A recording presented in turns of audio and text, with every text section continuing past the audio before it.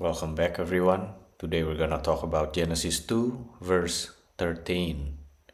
And the name of the second river is Gihon. It is the one that encircles the whole land of Cush. Genesis 2, verse 13 introduces the second river, Gihon, in the divine outflow from Eden. According to the Zohar, each river corresponds to a spiritual channel, a path by which divine energy flows into the worlds and into the human soul, while Pishon, the first river, represents Hesed, which is loving kindness. The river Gihon is associated with Geburah, judgment, and strength, the left pillar of the Sephirotic tree. The mention of Cush deepens the mystery as it points to hidden strength, darkness transformed, and the concealed powers of spiritual restraint. The first phrase from the verse we have, the name of the second river is Gihon. This is the flow of Geburah.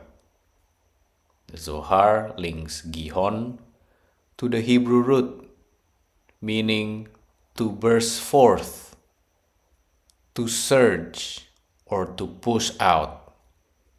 Gihon is the river of intensity, representing Geburah, which contracts, limits, and concentrates the divine light. It is a fiery stream, not destructive, but purifying, designed to discipline and clarify. Gihon issues with force to burn away the impure and preserve the holy. In contrast to Pishon's generosity, Gihon's energy is rigorous, protective, and focused. The next phrase from the verse we have, encircles the whole land of Cush.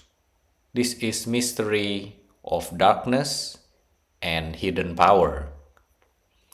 Cush is often translated as Ethiopia, associated with darkness, blackness, or the hidden. The Zohar interprets Cush allegorically. Cush represents the concealed realms where divine light is veiled and where judgment reigns.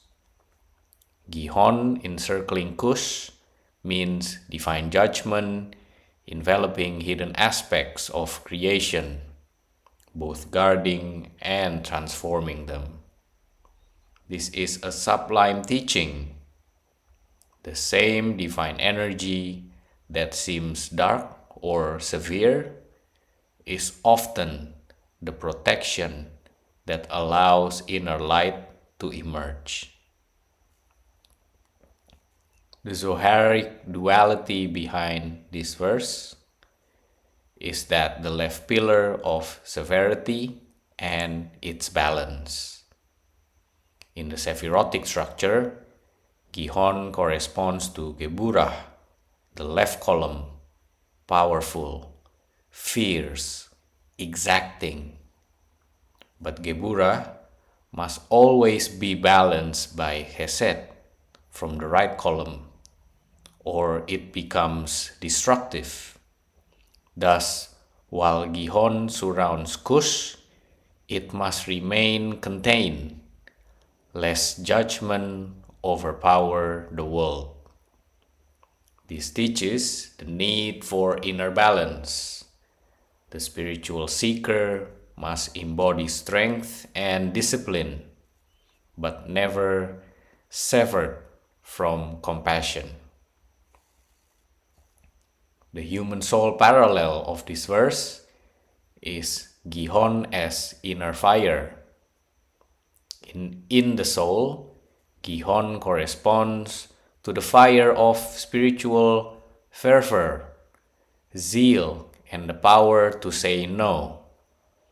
It is the discernment that rejects impurity, the boundaries that protect sanctity. But the Zohar warns, Geburah untempered becomes the sword of exile. So the soul must learn to channel intensity through love, turning fire into refining light, not destruction. The mystical geography behind this verse is Kush as the shadow self. The land of Kush is also symbolic of the shadow, the unknown recesses of the psyche. Gihon flowing around Kush means that divine judgment surrounds the unconscious, helping to contain and elevate its energies. Just as the high priest must enter the Holy of Holies with awe, the soul must approach its inner darkness with restraint and awareness. This river teaches the necessity of structure, boundaries, and spiritual fire to purify and uplift what is hidden. To summarize, Genesis 2 verse 13 in the mystical teachings of the Zohar introduces the river Gihon, the second of 4 spiritual currents flowing from Eden, while Pishon represented Hesed, loving kindness, Gihon represents Geburah, judgment, discipline, and strength, the fiery channel that purifies, contracts, and defines. Gihon encircles the whole land of Kush, a term which, in the Zohar, symbolizes concealed realms, darkness, and hidden power. The flow of Gihon around Kush indicates divine judgment surrounding shadow, not to destroy it, but to transform and protect it. This verse reveals the principle of spiritual fire, the power of restraint, refinement, and moral clarity. Gihon is the inner force that gives backbone to the soul, protects its holiness, and enables it to stand firm against distortion.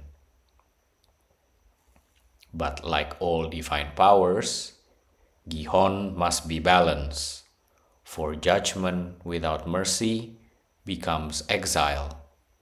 The spiritual life requires both Pishon's kindness and Gihon's fire to create a soul that is both soft and strong, both open and guarded. In the landscape of your inner Eden, Gihon flows where your inner strength resides, guiding you to burn away falsehood, to purify your intent, and to hold firm to the truth, even in the land of shadows. That's it for today. Thank you very much for your donation. Be blessed, everyone, and I will see you on the next episode.